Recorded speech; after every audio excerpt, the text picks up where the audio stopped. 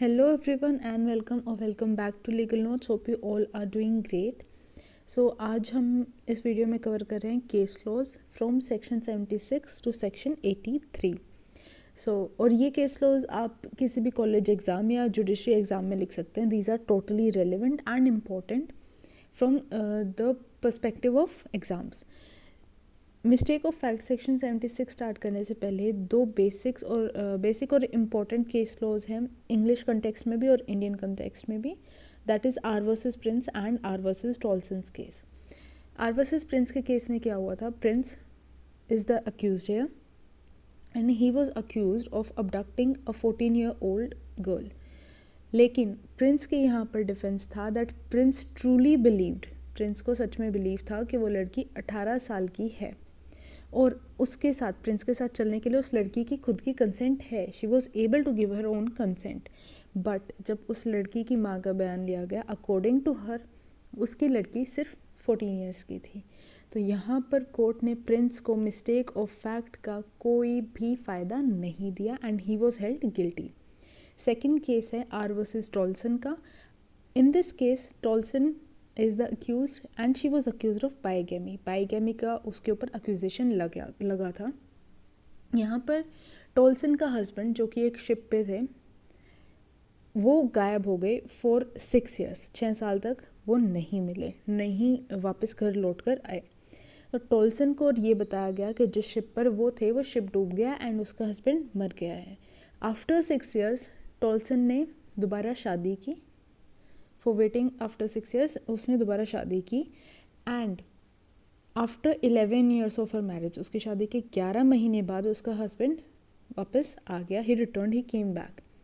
तो इस केस में टॉल्सन के ऊपर जब बाइगैमी का केस चल रहा था, उसके ऊपर एक्यूजेशंस लगी थी, उसकी दलीलों को देखते हुए, उसके डिफेंस को देखते हुए court held that 6 years is a sufficient amount of time for one to believe a person to be dead. अगर 6 सालों तक उसके हस्बैंड का कोई अता पता नहीं था, उसे नहीं पता था उसके हस्बैंड ज़िंदा है या मर गए हैं, तो 6 साल तक कोई भी पर्सन ये बिलीव कर लेगा कि हाँ वो बंदा डेड होगा. और अगर उसने दोबारा शादी की थी तो उसने बाइगेमी कमिट नहीं की थी. यहाँ पर Tolson was relieved. She was not held guilty in this case.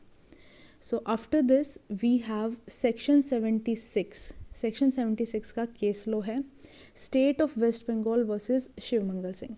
State of West Bengal versus Shivmangal Singh के केस में क्या था? एक मॉब फायरिंग हो रही थी, मॉब वायलेंस हो रहा था एंड मॉब वायलेंस को कंट्रोल करने के लिए वहाँ पर पुलिस टीम खड़ी थी. पुलिस टीम ने ऑर्डर किया to shoot at the mob और उस मॉब में एक पर्सन की डेथ हो गई और उसके ब्रदर ने फिर ये केस चला था. तो Shivmangal Singh is basically the constable who fired eight the mob. Constable था शिवमंगल सिंह जिसने मॉब पे फायर किया था इस केस में. यहाँ पर डिफेंस क्या दिया गया कि उस मॉब वायलेंस में एसीपी को बुरी तरह इंजरी हुई थी और उस इंजरी के बाद डीसीपी ने ऑर्डर किया था कि मॉब पे फायर किया जाए before it gets more violent. तो यहाँ पर जो शिवमंगल सिंह था वो अपने ऑफिसर का, सुपीरियर ऑफिसर का ऑर्डर नहीं टाल सकता and he was bound to follow that. तो उसने मॉब पे फायर किया and he killed the deceased और उसके ब्रदर को भी मार दिया, deceased and his brother. So यहाँ पर वेस्ट बंगाल हाई कोर्ट ने जो हेल्ड किया था और सुप्रीम कोर्ट ने भी सेम हेल्ड किया था कि सिचुएशन जो दी गई है this is justified and the accused is entitled to the protection of 76 because he was bound by the orders of his superior. The situation is totally justified. जो उसका रीज़न था ये करने का वो पूरी तरह जस्टिफाइड था और इसीलिए उसने ये किया और इसीलिए उसके ऊपर सेक्शन 76 का उसे यहाँ पर फ्रीडम मिली, उसे यहाँ पर उसका फ़ायदा मिला. Then come section 79. सेक्शन 79 है जस्टिफाइड बाय लॉ. सेक्शन 79 में केस लॉ है Raj Kapoor versus Lakshman and yes Raj Kapoor वही हैं जो आप समझ रहे हैं, the Kapoors from the Bollywood. So Raj Kapoor versus Lakshman के केस में था जो फिल्म बनी थी सत्यम शिवम सुंदरम, बहुत ही फेमस फिल्म है, we must all know it. Raj Kapoor ji ने इसे बनाया था. तो इस फिल्म को it was name that obscene and indecent film इसको कैटेगराइज किया गया था अंडर दिस केस लॉ. इसमें बोला था कि इसमें ऑब्सीन और इनडिसेंट सीन्स हैं और ये रेलेवेंट नहीं है इसे दिखाने के लिए. सो यहाँ पर फिर राज कपूर का जो उन्होंने अपनी दलील रखी कि फ़िल्म को हमने सर्टिफाइड करवाया था सेंसर बोर्ड को as per the rules we sent it to the censor board ने इसे वेरीफाई किया था, इसे क्वालिफाई किया था to be fit to be showed in the theatres. तो यहाँ पर और इसे अप्रूवल अगर मिल गया था सेंसर बोर्ड से, यही हमें करना था, हमारी और कोई लायबिलिटी नहीं है. अगर वो मना करते तो हम नहीं दिखाते इस फिल्म को, बट सेंसर बोर्ड से अप्रूवल के बाद इट्स आवर ड्यूटी, हम फ्री हैं उस फिल्म को चलाने के लिए. सो इस केस में सुप्रीम कोर्ट ने बोला कि जो पिटिशनर थे उन्होंने बोनाफाइड बिलीफ पे इसे चलाया, क्योंकि ही बिलीव्ड कि अगर सेंसर बोर्ड ने उसे पास कर दिया है then it is fit to be shown in the cinemas.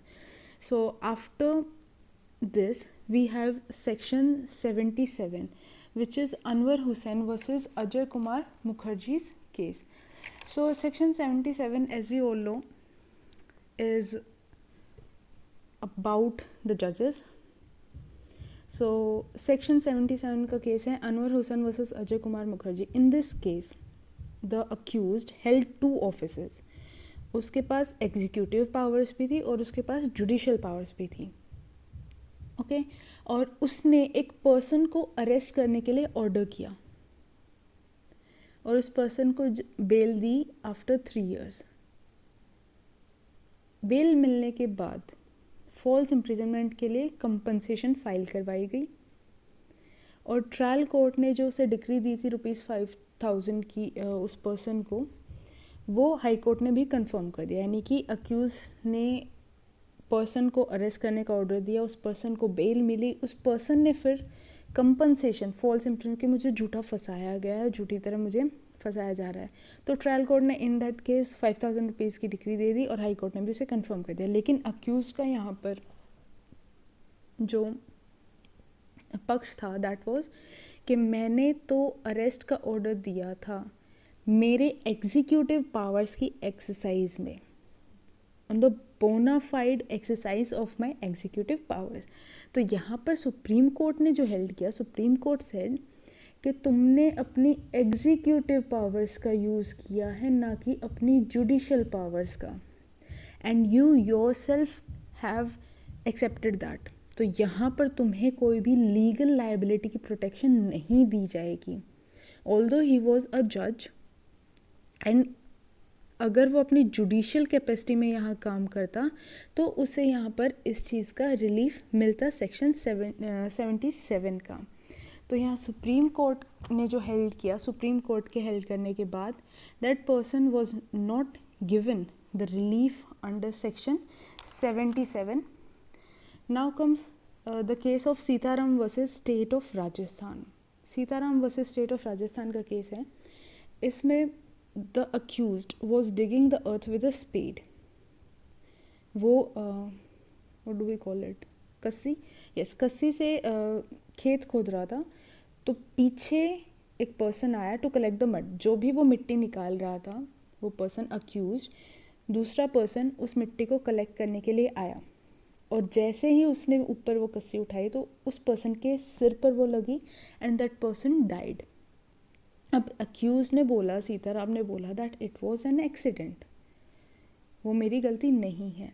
Rajasthan high court held कि accuse was aware that other workers would come and pick up the mud. He didn't take proper care and caution while doing the act he was doing.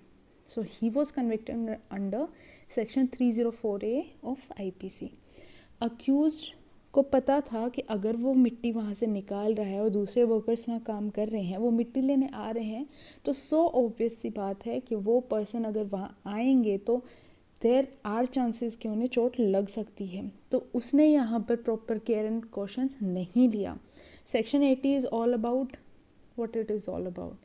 As we all know, it is all about accident and misfortune, as I have written here.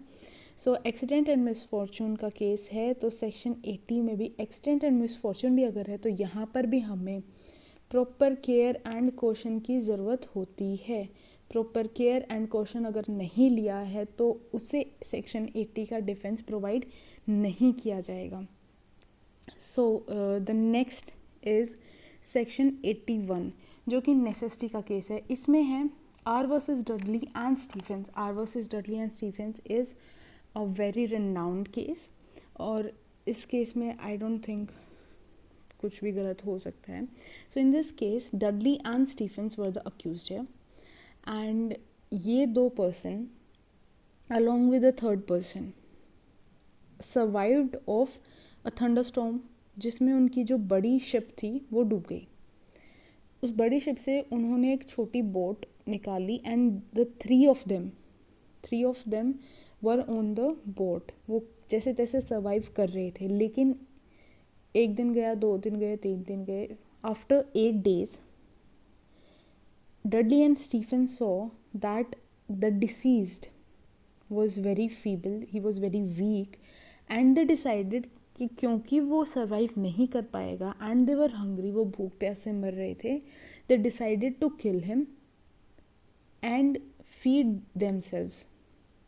उसको मार के और उसे खुद का पेट भरने की, खुद को बचाने की कोशिश की. डडली एंड स्टीफेंस ने डिसीज को मार दिया and they survived.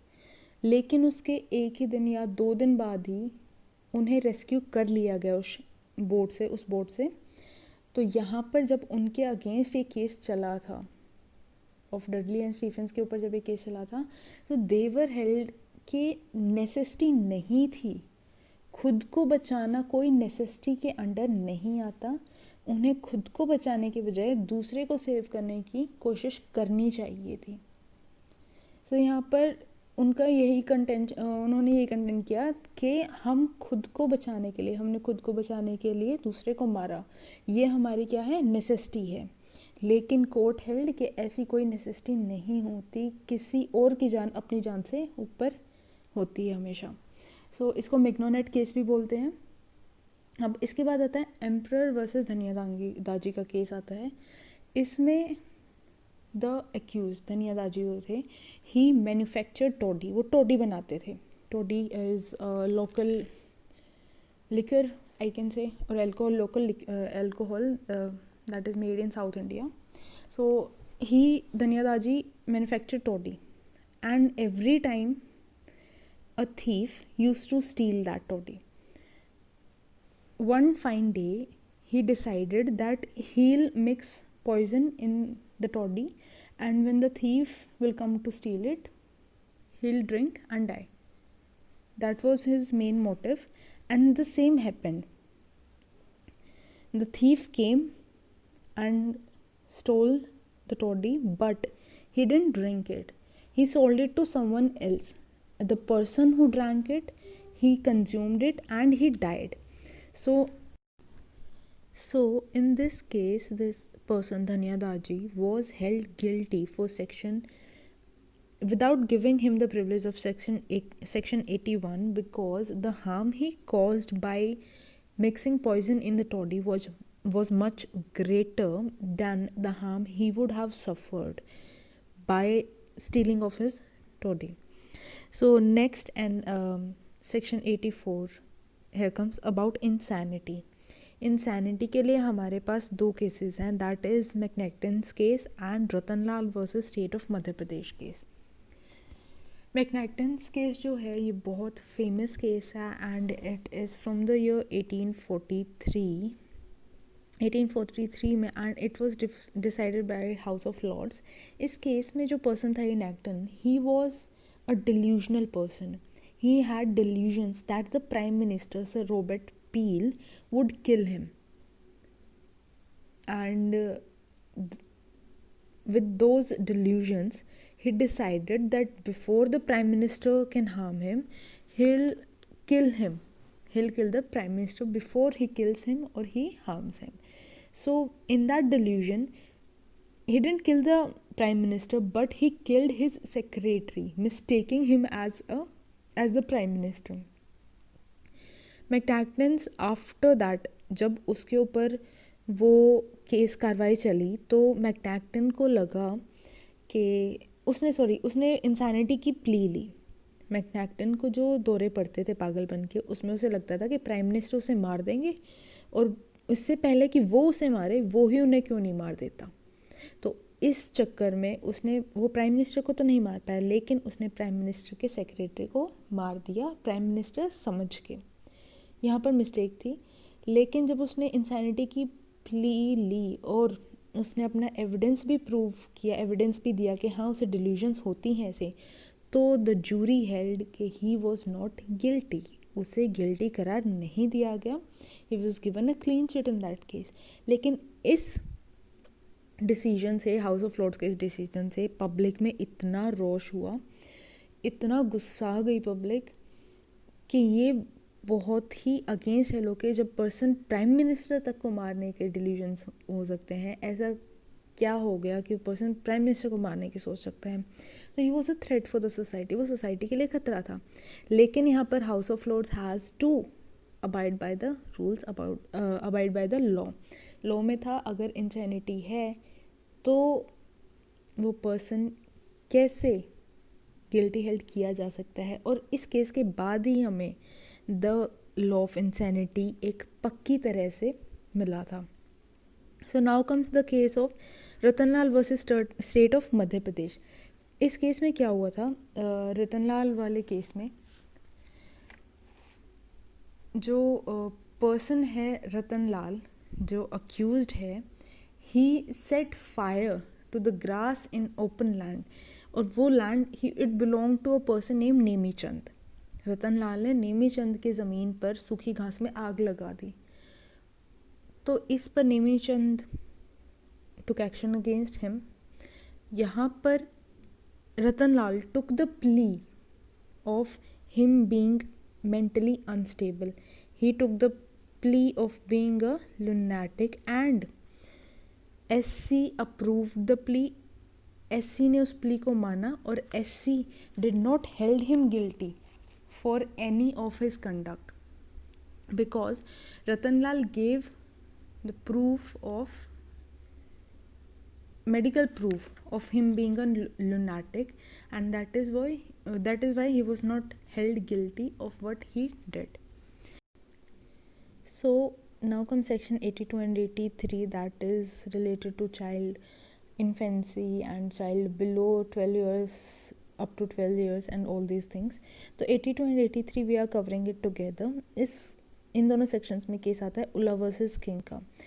In this case the accused was a boy of 12 years of age. 12 साल के उम्र का एक लड़का था, and that boy was accused of murder.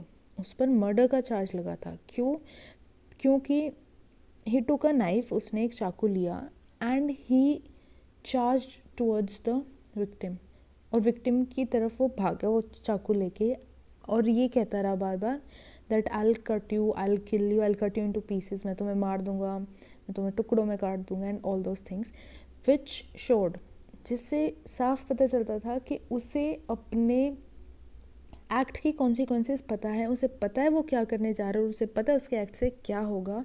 तो यहाँ पर उस चाइल्ड को अबाउट 12 ईयर्स था, तो यहाँ पर हम 12 ईयर्स के केस में क्या लेते हैं कि अगर तो उसे अपने एक्ट की कॉन्सिक्वेंसेस नहीं पता होती तो उस चाइल्ड को हम गिल्टी हेल्ड नहीं करते. लेकिन यहाँ पर उस चाइल्ड को पता था उसके एक्ट की क्या कॉन्सिक्वेंसेस थी, therefore he was held guilty of murder, और यहाँ पर उसे मर्डर के लिए लायबल हेल्ड किया गया. So these were all the cases for section 76 to section 84. I guess, sorry मैंने पहले गलती की, आई सेड 83, बट 84 तक हमने केसेस कवर कर लिए हैं. एंड आई होप आपको ये सब पसंद आया होगा. मे बी वीडियो थोड़ी स्लो हो सकती है, but thanks for being a part and thanks for watching the video. अगर आपके कोई भी डाउट्स हैं then you can ask in the comments down below, and also appreciate the video, and also don't forget to like, subscribe and share this video with your friends and your family. Have a good day. Bye bye.